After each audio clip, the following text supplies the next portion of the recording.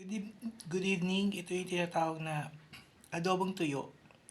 So, pag magluluto kayo niyan, maglagay kayo ng onting water, tapos pakuluan nyo yung pork, tayin yung tuyo, tapos i-fried nyo ng onte sa sarili niya mantika.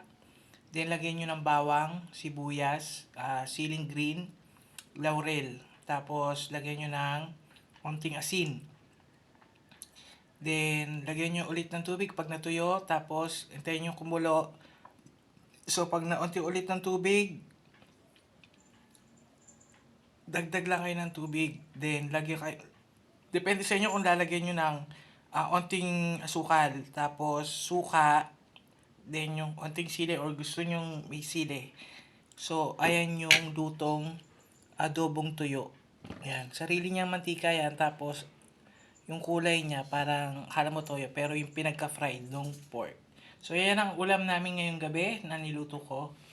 Maraming salamat sa panonood.